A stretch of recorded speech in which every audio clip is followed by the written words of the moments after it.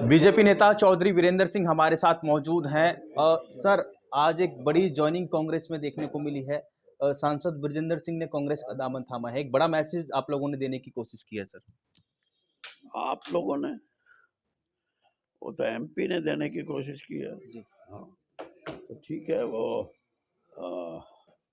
देखिए, बात ये है कि अब उसकी अपनी विवेक क्या है, क्यों उसने ये फैसला लिया, वो तो वही बता सकते हैं।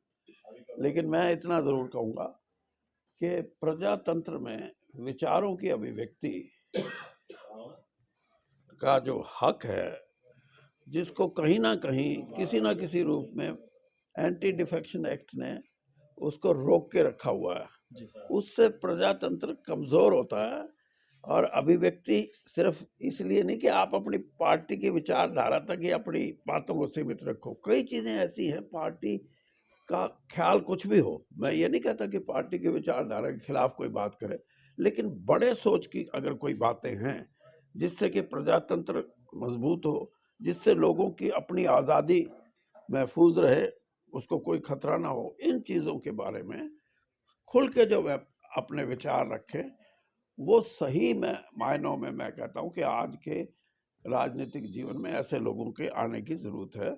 और मेरा अपना ये मानना है कि ब्रजेंद्र सिंह ने जो फैसला किया है वो शायद इन्हीं तथ्यों को सामने रख के, इन्हीं मुद्दों को सामने रख के किया। सर, कांग्रेस के कई जो वरिष्ठ नेता हैं, बड़े नेता हैं, वो वहां पर मौजूद थे। उन्होंने कहा कि चौधरी वीरेंद्र सिंह, जो कि काफी सीनियर और बड़े नेता हैं, वो भी जल्द एक रैली के माध्यम से कांग्रेस में शामिल होंगे। अभी अपने साथियों को बुलाऊंगा, जी।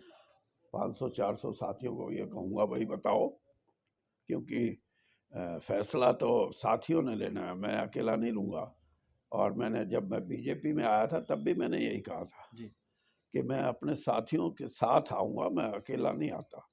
और मुझे इस बात का फ़क्र भी है कि 17,000 मेरे साथियों ने भारतीय जनता पार्टी में अपनी सदस्यता ग्रहण की थी उस वक्त। तो अब तो आबादी भी बढ़ गई, तो इसलिए संख्या भी बढ़ानी पड़ेगी। अगर वहाँ कांग्रेस में अकेले जाने से ना तो पार्टी का ज़्यादा कुछ लाभ होता, ना जो जाने वाले का। जब जनता जाएगी वो है लाभ।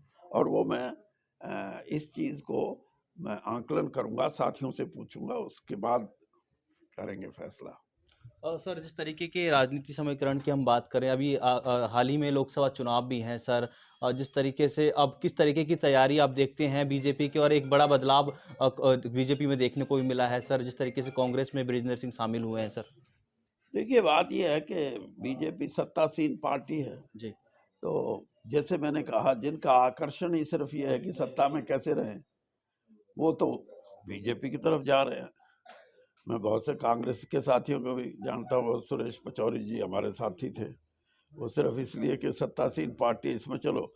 लेकिन मैं ये समझता हूँ कि हमारी जिम्मेदारी प्रजातंत्र को मजबूत रखने की है। जी।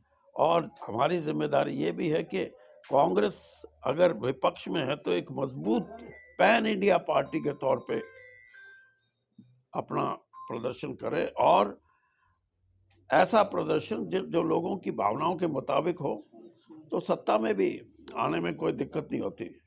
इस देश के लोग सबसे बड़े जज हैं एक किस्म से। वो कोई आदमी ये सोचे कि सत्ता मेरी जेब में है या मेरी मुट्ठी में है, पता नहीं किसकी जेब से सत्ता निकल के किसके पास चली जाए।